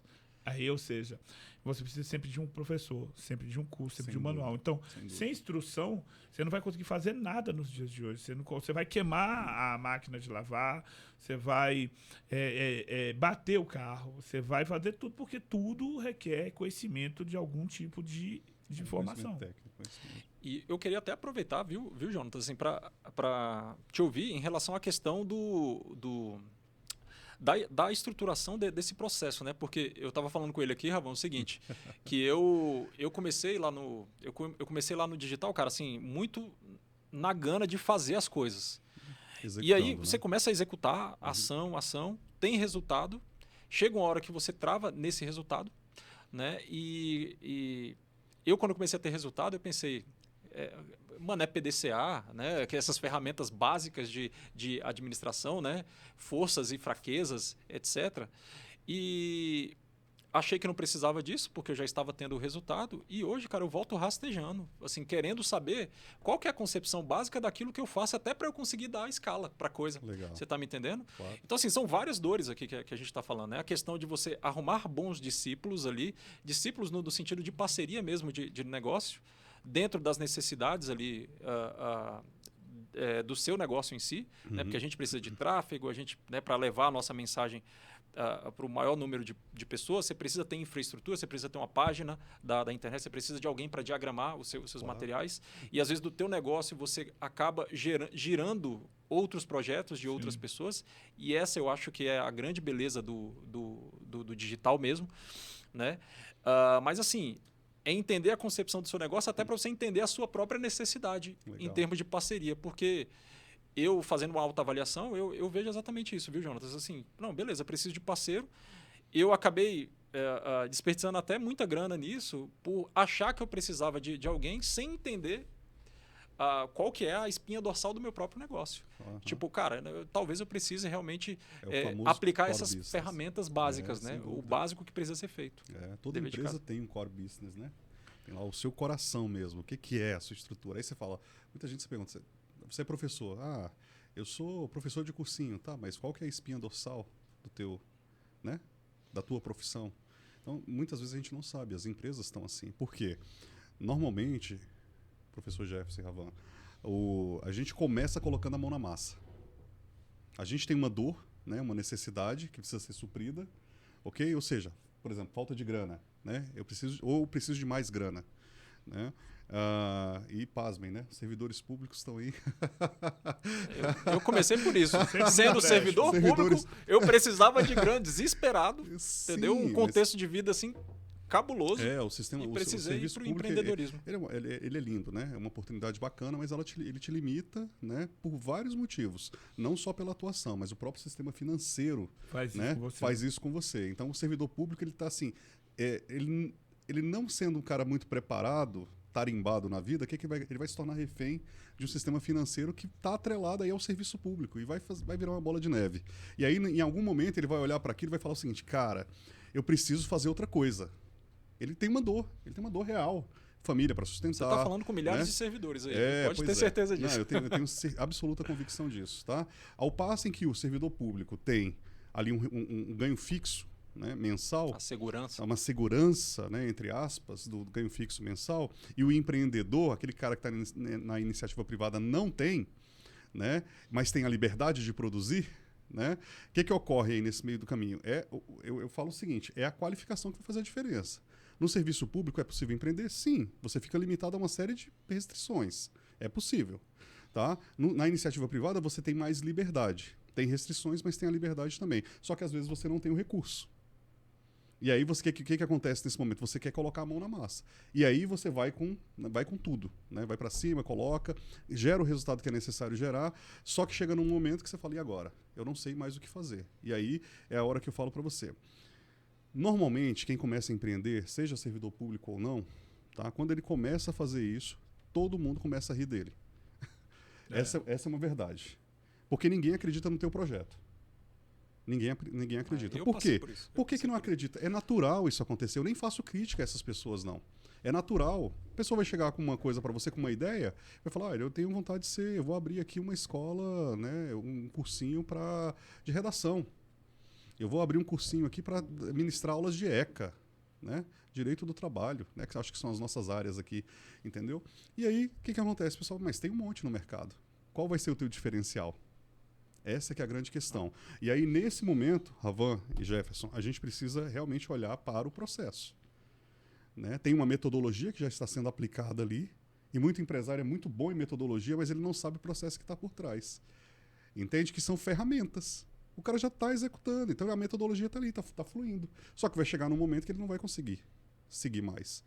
Tá bom? Porque ele precisa reconhecer qual que é o negócio dele, ele precisa entender qual que é o coração do negócio dele. Tá? Ele precisa entender o seguinte, que vai ter setores ali ou áreas. Tá? Por exemplo, quantas áreas tem no teu negócio? Quantas áreas tem no teu negócio? Tu tem a pessoa que diagrama para você, tu tem a pessoa que posta o vídeo no YouTube para você, tu tem a plataforma que tu precisa alimentar. em muitos momentos, na verdade. Então, são muitas funções em que você não vai conseguir executar sozinho. Entendeu? E aí, essas ferramentas, você olhar para essas ferramentas, um PDCA, 5W2H, né? Espinha de peixe, enfim, um monte de outras ferramentas que a gente tem, o SWOT, né? Sobretudo.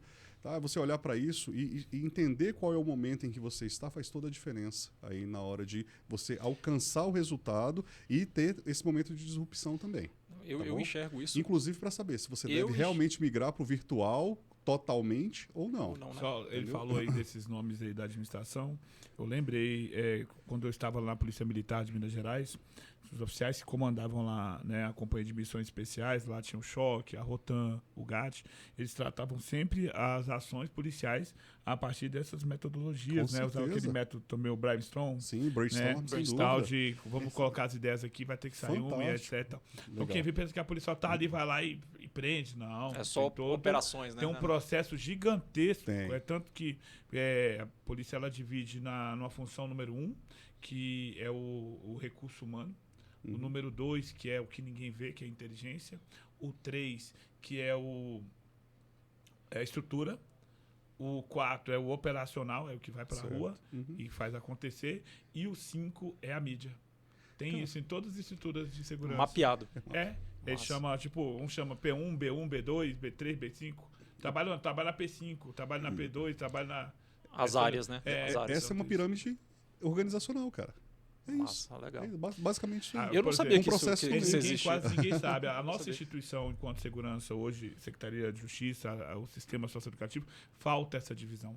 Essa divisão de setor operacional, setor de estrutura, setor tático, de inteligência. Até existe, mas não tem essa divisão montada e às vezes se atropelam. Você vai numa outra instituição, lá o cara só trabalha no operacional. O que é o operacional? O cara que mantém as viaturas andando, o rádio funcionando, a estrutura, aliás, o 3, rádio funcionando. Vai chegar lá e vai montar isso aqui, ó. Vai vir policiais, vão montar isso aqui e vão sair. E talvez esse seja um espaço de empreendedorismo no serviço público, né? Chegar alguém com essa cabeça falando, olha, vamos estruturar a coisa dessa forma. Na verdade... Né? E conseguir ter resiliência, para enfrentar a mentalidade do serviço público, que ainda é burocrática, né? Que tem você enfrenta essa dificuldade. Não é o Ravan que vai chegar lá e vai falar assim, olha, vamos estruturar as áreas aqui, cada um só vai trabalhar no seu quadrado. Ninguém vai aceitar. E por incrível que pareça, os caras que tinham as melhores cabeças, os caras de tudo engenheiro. Então o que? Engenheiro. Aí o cara, engenheiro, mexe com o quê? Não, tem uma empresa de marketing. Eu falei, engenheiro, de que tu é? Eu sou engenheiro civil. Os caras são... Mas é porque o cara, ele formou numa área, mas era muito bom no raciocínio de estruturar rápido a ideia, de tomar decisão. Legal, porque estruturar e tomar decisão é coisa que... E a galera é boa nisso. Se você for ver, por exemplo, que trabalha na polícia, ele tem que ser foda nisso. Imagina, eu chegava numa casa... Aí tinha um cara armado com a faca, que já tinha arrebentado o filho e a mulher. O filho e a mulher que ele disse que amava, casou com a mulher, falou que só a morte separava. E eu chego lá como frente do Estado, que ele nunca me viu. E eu tenho que pensar em alguns minutos, dou um tiro ou não dou um tiro? Se eu dou um tiro, eu tenho que pensar que existe justiça e vou dar cadeia. Aí tem 2 meninos para pagar a pensão. Mas se eu não dou um tiro, aí eu não vou pagar a pensão e vai vir um pé de pano, fica com a mulher e com o menino, eu vou meter-lhe o tiro. Então, o raciocínio é muito rápido nas funções. A do pedreiro também, a do pintor. Só que o processo não está bem escrito, bem definido. Que as grandes instituições definem. É por isso que eles crescem. O Estado é isso, né? O Estado é isso. Ele tem a sua estrutura, né? A gente percebe muito isso na área jurídica, a estrutura do Estado, mas esse Estado é fomentado pela iniciativa privada. Sim. Simples assim, é uma cópia, né? Assim, muito daquilo que existe hoje na iniciativa privada é que o Estado pega para si. Essa estrutura organizacional, por exemplo, se você pegar e jogar numa empresa, é a mesma coisa. Mas isso com algumas décadas de atraso, muitas vezes, né? Infelizmente. Hoje em dia, talvez por conta dessa dinamicidade dos empresários terem vindo para a área pública. Então a gente cai num novo momento aí, né? Esse pessoal que está entrando hoje no serviço público, ele está muito mais qualificado para entender essa estrutura. Dentro dessa dinâmica, sim. Sim, né? Porque assim, o que acontece? Toda estrutura tem um processo e tem um procedimento. E ele precisa se alimentar, ele precisa ter continuidade, porque a gente sabe, né? O Estado em si, ele não tem continuidade muitas vezes, infelizmente. Na iniciativa privada, se não houver continuidade, ela quebra. Mas isso aí esbarra muito também, só fazendo uma inserção aqui, nessa questão de tempo de mandato, né? Que a coisa é toda organizada para durar 4 anos. E tem empresas igual a Coca-Cola aí, por exemplo, que faz planejamento para 50 anos. Mas só que pensa, 100 anos. Mas só que as instituições que são permanentes, elas fazem plano no mínimo decenal. Hoje, os planos são de 10 anos. Claro que sofre mudança. Um exemplo, você pega as grandes instituições hoje de segurança, vou falar um exemplo, Polícia Federal. Outra instituição gigantesca, PRF, vou falar a maior das PMs, Minas Gerais. Você vai lá em Minas Gerais, os coronéis estão estudando na França. Entendeu? E lá tem já tem missão, essa visão, né? Missão, visão e valor. A instituição que não tem uma missão, não sabe para onde vai, não tem visão do que ela é, e não tem valores a seguir, ela se perde na caminhada. Isso, não, mas eu falo isso no sentido macro da coisa, não no sentido institucional, mas do Estado. Eu estou falando né? no sentido macro. Porque eu faço muita referência a Minas Gerais, porque eu conheço muito lá, fui lá, né? Não, mas eu lá falo assim, a nível de Estado e não de governo. Não, sim, mas vamos pensar assim, enquanto instituição do Estado. Na Constituição do Estado de Minas, tem artigo lá que informa que na falha de qualquer órgão, a Polícia Militar vai ter que agir. Tipo, faltar gari, os PM vão lá catar o lixo, mano. Faltar o cobrador, os PM vão lá assumir o ônibus.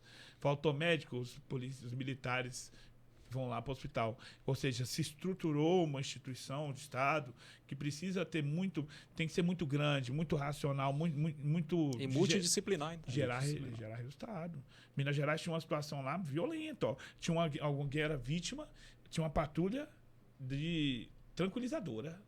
Visita tranquilizadora. E é um policial, mais uma psicóloga da UFO, Universidade Federal de Uberlândia, mais um outro profissional ali e visitar a vítima. Tudo bem, a gente falhou na prestação do serviço, mas mesmo assim a gente está aqui para dar o mínimo aqui de retorno, tal, etc. Ou seja, olha a missão aí sendo cumprida. E o empreendedor é isso.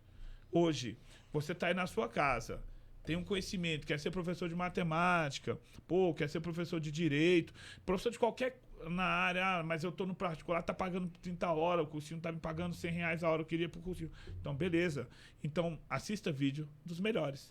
Eu não me inventei, professor. Eu comecei a ver Rogério Sanches, Aragonê, Ailton Zucchi, Baltzen, Zélio, professor Zélio, o Léo Matos, que é um chegado meu da informática. Comecei a ver o jeito dele, o Reginaldo Veras. Falei, cara, vou imitar esses caras. Foi estruturando a sua didática a partir da deles. Fui construindo um modelo, porque ninguém vai inventar a roda, entendeu? Se puder ser leve, só copiar e sair um resultado esplêndido, porque é o seguinte, quando eu vou dar aula no cursinho, eu não estou preocupado em ensinar ninguém conhecimento para a vida, eu estou preocupado em ensinar ele para a prova. Parte técnica. Se ele aprender um a mais, top. Se não aprendeu, também não vem ao caso. É diferente de dar uma aula para o nível médio. Você está construindo um cidadão. Sem dúvida.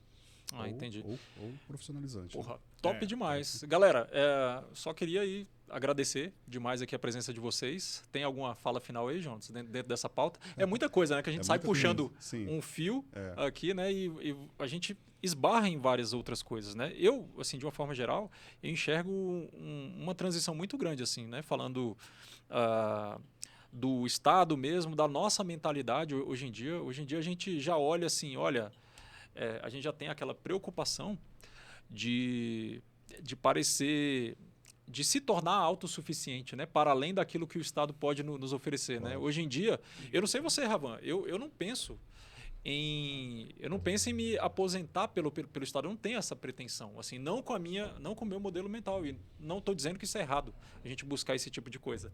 Né? Mas assim, esperar isso do Estado, né, hoje em dia é algo que muita gente já torce um pouco o nariz, né? Não, mas muita gente que tem a visão de guerreiro, espírito de acordar cedo, dormir tarde, fazer grana.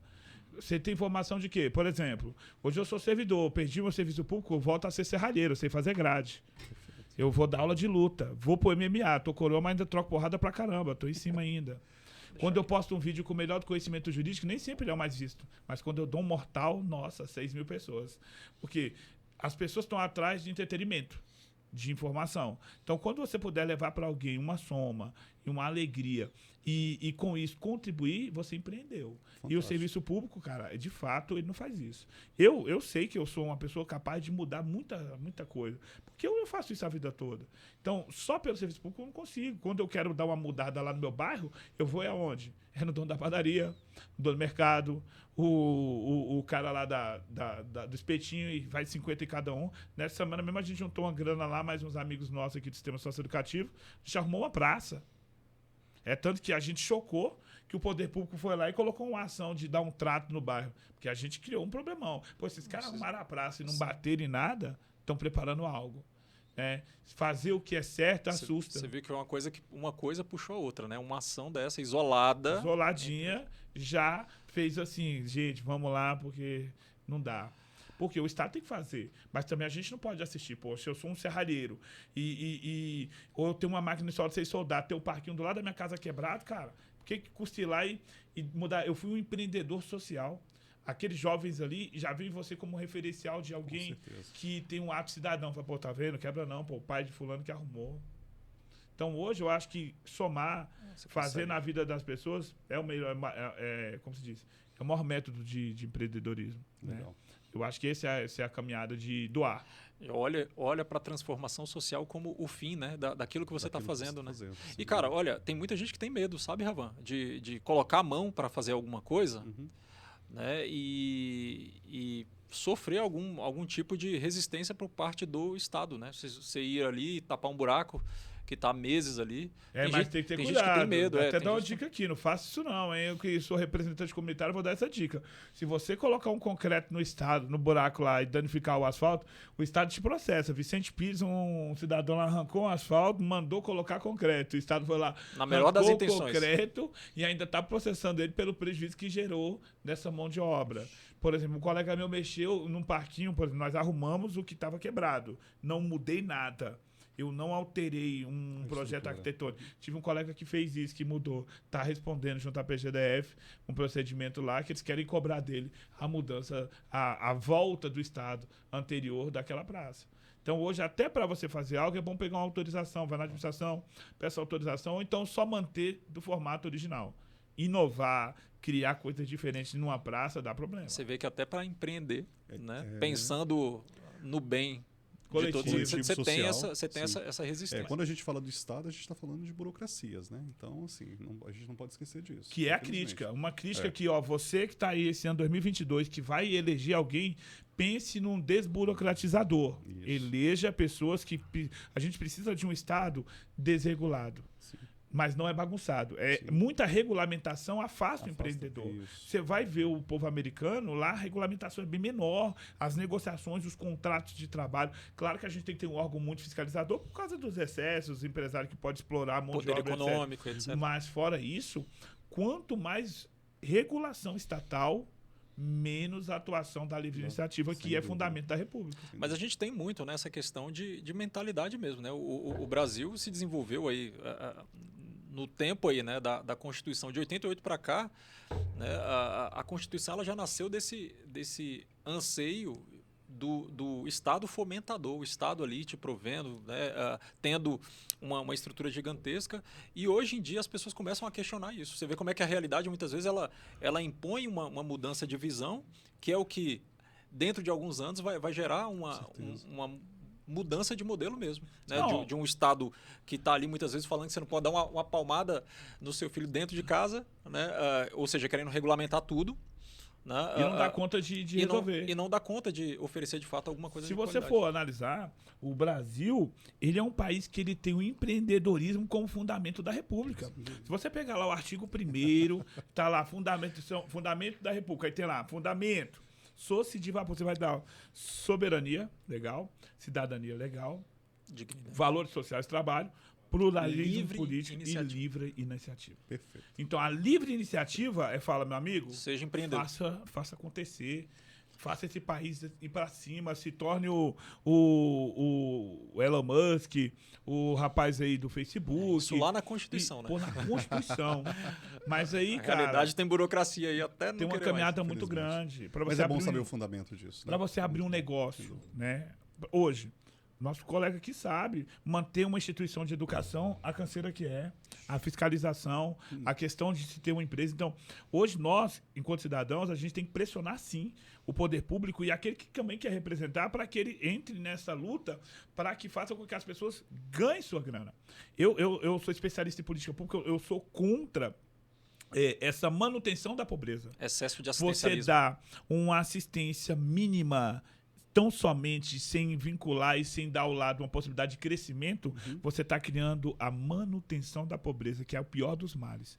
Ninguém vai nem para cima e nem para baixo. Mas aí, meu amigo, aí a gente entra em Então, uma outra conversa, né? Que muitas vezes Eu acho a gente Muito observa... oportuna, diga-se de passagem. né? Não, e a gente observa a utilização disso aí exatamente como uma forma De manutenção de poder de manutenção de político. poder. O cara tá no empreendedorismo dele lá do outro lado, né? Sim. Para ele se manter no Pra ele se poder, manter no ele poder. utiliza Não, essa existe estrutura pra um isso. mecanismo de empreendedorismo político perverso que o grande dono do poder, né, as grandes instituições são dono do poder, eles querem o quê? Um emburrecimento da população. Uma população que ela tenha menos conhecimento porque ela vai trabalhar menos para si e vai trabalhar para o outro. Quando eu preciso de um emprego fichado e sonho com aquilo, é porque eu já me coloco como servil. Quando eu tenho possibilidade de crescer vendendo bala, eu lembro dos anos 90 e 80, eu era moleque, mas todo mundo vendia uma bala, vendia um negocinho, todos todo passamos por mundo isso, né? E era normal, né? E era normal. queria sem dúvida. vender, era empreendedor, velho. O fiz isso problema também, lá né? era a tal da inflação que arregaçava as pessoas.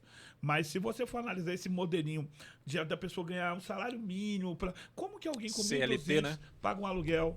Então, hoje, você que tem um salário mínimo, pô, se você puder ali pegar R$200 e comprar ali hoje, tá frio.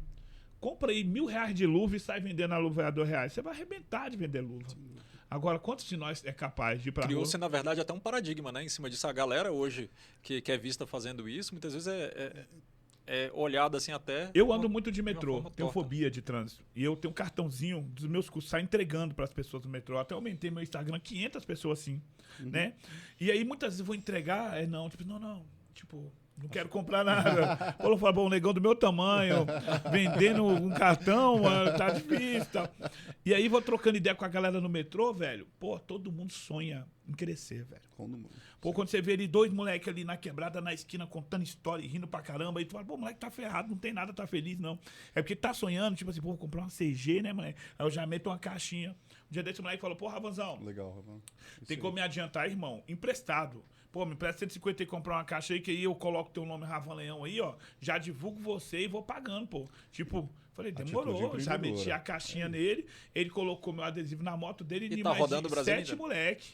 Tá rodando o Brasil Já inteiro. pipocou, entendeu? Então assim você vê que a coisa vai girando. Isso é empreendedorismo, olha Isso é só que legal. empreendedorismo. O moleque foi Fantástico. parado, ele empreendeu. Ele Entendeu? falou, pô, Ravan tem uma grana lá, ele precisa botar o nome dele pra girar, eu vou comprar a caixinha, me Fantástico. adianto e carrego o nome É o dele. ganha-ganha, né? Você fomenta. Você me dá isso aqui que eu te eu entrego. te entrego. Sim, É e isso. quando você pode ajudar, você ganha um dia ao vivo na live lá, pô. O moleque chegou, porra, Ravan, pegaram a moto aí, ó. O adesivo não serviu pra nada. Que eu falei, pegaram não, você tá andando com a moto errada, né, pô? Pô, tá sem dinheiro pra pagar o documento, igual 1.000 e pouco de multa. Aí tinha uma galera em volta, eu falei, ó, vou dar 100, pô, arruma 50 conto pro cara. Comecei a falar na internet, a gente pagou a multa do cara lá enquanto eu comi o macarrão. Olha aí.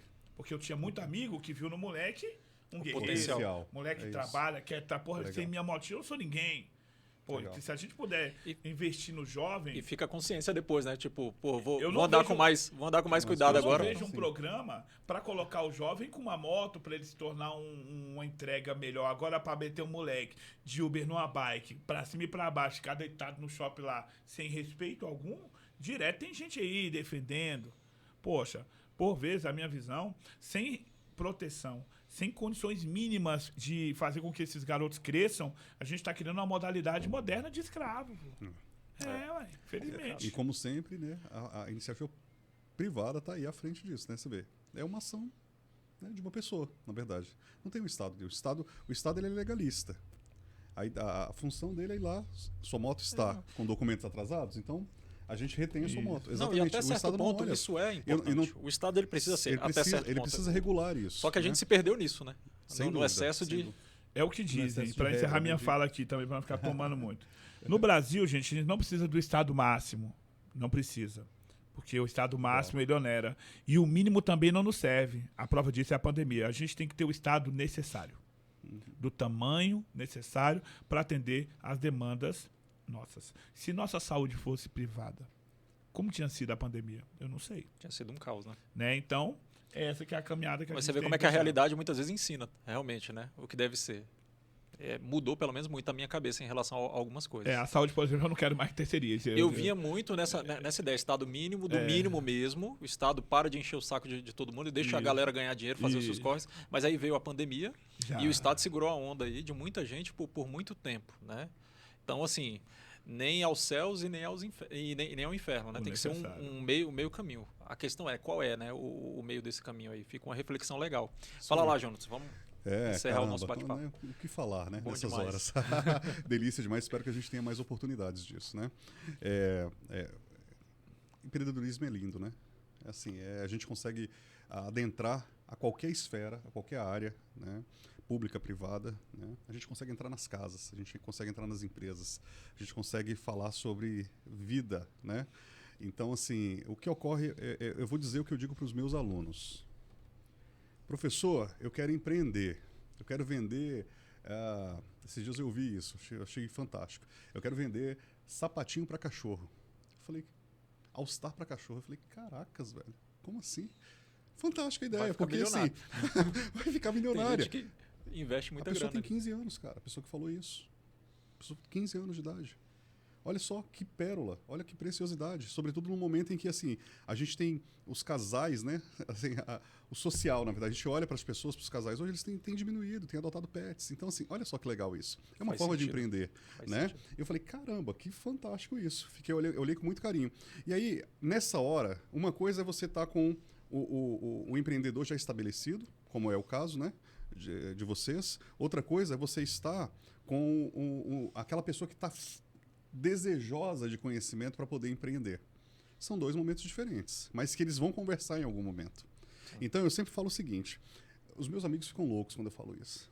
Cara, começa pelo currículo. O currículo não é um pedido de emprego. Não é. Não olhe o currículo, não faça o teu currículo pensando que você vai procurar um emprego. Faça o teu currículo pensando que você está fazendo uma proposta de trabalho. Aquilo ali é o teu plano de negócio. É dessa forma que eu olho para o currículo. Começa com isso, né? Começa com isso, exatamente isso. E ninguém fala disso. As pessoas falam, eu tenho uma ideia, quero colocar, vamos fazer um plano de negócio. Não, não é assim. Eu insisto, bato nessa tecla e mostro que se você pular para o plano de negócio, a menos que você tenha muito recurso investido, não vai dar certo. Entendeu? Então, assim... Muitas vezes nem com recurso, sabia? Você às vezes o começa não é a garantia de sucesso. com aporte ali, a pessoa muitas vezes não coloca o que precisa colocar de energia, de entrega. Não, é isso, e às vezes é a dificuldade mesmo que vai te moldar. Exatamente vai te essa moldar. questão. Exatamente essa questão. Começa pelo currículo. O teu currículo é o teu portfólio. O teu currículo é o teu plano de negócio. O teu currículo muito bem fomentado, muito bem alimentado, com a síntese, teus objetivos, a gente vai olhar para aquilo e falar, olha, esse plano de ação aqui, esse ato empreendedor, ele vai ser possível. A partir disso, que a pessoa precisa entender que ela tem que ter uma base. Para lá na frente ela olhar e falar, quando eu falar de missão, visão e valores, ele fala, opa, eu sei o que significa isso. Né? Porque ele vai pegar isso na essência dele. Quando eu falar para ele o coração do negócio dele, ele vai falar, opa, eu sei. Quando eu falar para ele de dor, o que levou ele a empreender, ele vai saber exatamente o motivo e não vai se desvincular disso. Essa que é a grande verdade. Eu olho com muito carinho para ação, né? Eu vejo muita gente tendo resultados aí fenomenais, pessoas aí que muitas vezes não tem nem muito conhecimento, não. É a pessoa que não tem essa barreira, muitas vezes, né? Não estou falando que isso é o mais correto, tá? Mas é aquela pessoa que não tem muito freio. Olha, eu quero vender sapatinho. Não tem cenário ideal para ela, né? Para cachorro. Vai lá e faz. E às vezes é essa pessoa que consegue deslanchar mais rápido. Agora eu concordo com você. Chega um ponto que isso vai conversar. Vai ter que voltar. É o que eu falo. Ação e... a gente começa com a ação e chega uma hora que não tem jeito. Você tem que estruturar o teu negócio. E a ação muitas vezes é a estruturação. Não, às vezes você pode colocar a mão na massa, eu não estou falando... No sentido do currículo que eu falo, né? Assim, o currículo, a gente não olhar para o currículo como se a teoria, digamos assim... É porque, como se fosse o cenário ideal. Né? Aquela como coisa se fosse, assim, olha, sem isso disso, aqui você né? não consegue. Eu, por exemplo, eu vou te falar uma coisa então. Por isso que eu te disse no primeiro momento que existem dois momentos. Quem já está no caminho e quem está começando. Por exemplo, como eu dou eu ministro aula também para jovens, né, que estão aí, né, em busca de oportunidades no mercado de trabalho, cursos profissionalizantes, né? Então, assim, a gente percebe a necessidade de você trazer base para eles. Uma pessoa que já está caminhando... É o mínimo, né, ali. É o mínimo, claro, a qualificação. O cara já está se qualificando, ele quer. Se ele já tem uma ideia, por que não adentrar essa ideia? Falar, olha, vamos montar a sua ideia a partir do seu currículo, porque você já está se qualificando, você já está caminhando nesse caminho empreendedor. Legal. Entendeu? Legal. Então, assim, é nesse sentido que eu falo. Não estou falando que, assim, tem que ser dessa forma. O que eu estou dizendo é que, sim, se for nesse cenário ideal, por exemplo, com os meus alunos, por exemplo, eu trabalho dessa forma. Porque eles estão ali buscando a inserção no mercado de trabalho. Se eu sentar hoje com um empresário e ele falar, Jonathan, estou num momento de disrupção, eu preciso gerar resultado, tá bom? Eu vou fazer ele lembrar. A gente vai voltar lá atrás porque é necessário fazer isso, mas a gente vai conseguir alcançar esse resultado que ele precisa de uma maneira mais ecológica, de uma maneira mais rápida. Essa que é a grande a gente está sempre nessa esteira, né? Assim, do desenvolvimento, assim. Né? Uma hora você vai esbarrando em campo mesmo ali com as dificuldades. Sim. Eu tenho uma fala comigo, só para encerrar, tá? Assim, todo mundo é ignorante, basta mudar de assunto. É simples assim. Tá bom? Assim, cara, vai chegar num momento que tu não vai saber fazer. Beleza? E tu vai ter que ter gente melhor do que você para fazer, para você. E aí e não tem demérito nenhum, né? Não tem demérito nenhum. Em você trazer pessoas, ó, nisso aqui, eu não sei fazer. Eu não tenho capacidade para fazer isso. E tá tudo bem. Final, e tá tudo bem. Aí, só que às vezes você vai ter recurso. Talvez você vai conseguir gerar ali emprego e renda, cumprir uma função social, trazendo pessoas incríveis para perto de você e potencializando o teu resultado. Boa. Essa que é a grande verdade. Entendeu? Então, assim, fica aqui a minha fala. Eu tô em busca dessa visão aqui, fica aqui o meu incentivo aí, né, a ações empreendedoras, tá? E a qualificação. Tá? Existem aí muitas instituições no Distrito Federal, né, públicas, privadas, que fomentam instituições isso. Né? E pessoas. E pessoas, e pessoas e que fomentam isso aí, que estão à disposição, querem investir nisso, estão de braços abertos. Eu sou uma dessas pessoas. Né? Eu sou um cara que a minha missão é criar condições. Sempre falo isso. Então eu me alio com pessoas que podem gerar também condições. É simples assim. Às vezes eu não vou ter o recurso, mas eu vou ter a condição. Entendeu? Não por minha causa, mas por causa das pessoas que estão próximas de mim, né? Afinal de contas, quem a gente traz para perto da gente revela quem nós somos, né? Então, basicamente isso aí. Bacana. Galerinha, obrigado demais aí pela presença. Podcast número 1 aí, de muitos outros, espero eu. Também, muito bacana. E falar sobre empreendedorismo é um buraco negro, né? Tipo, é multiverso, né? Você vai entrando em outras coisas, a gente fala de Estado, a gente fala de negócios locais, né? Negócios digitais. E é assunto aí que não acaba mais. Mas já quero agradecer demais aqui a presença de vocês dois. Foi bem emblemático, né? Eu ter puxado cada um de vocês. Ravan teve lá no começo da minha atuação de professor. A gente fala sobre empreendedorismo, porque a gente vive isso. O Jonatas, né, dentro desse... Com toda essa experiência de ter passado pela área da saúde, ter passado... Né, estar na área de educação, né, tendo o conhecimento tecnológico que tem. E dessa questão de estruturação de processo como uma etapa necessária para você conseguir escalar o teu negócio. Eu vivo, Ravan, esse momento atual, que eu tenho que saber que eu não sou bom em tudo. É isso. Né? Eu preciso colocar pessoas que vão agregar, né, que estejam minimamente alinhadas ali com a cultura, né, com a concepção básica da coisa. E em algum momento a história de pessoas que estão nos assistindo agora vai casar também, né, com essa necessidade. Olha, legal, massa, eu tenho que saber de muita coisa, mas eu também tenho que saber que eu sou limitado. Legal. Né?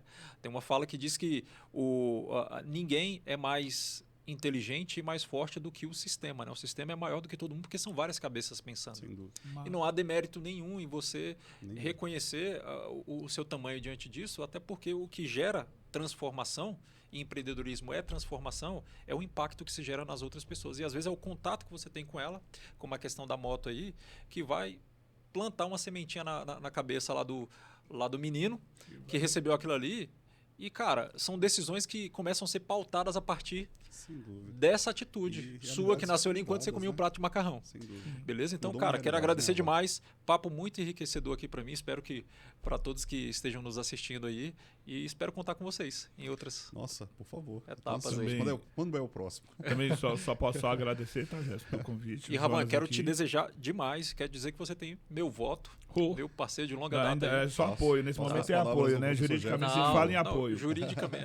Beleza, eu posso falar por você mim. Você pode, né? Eu não.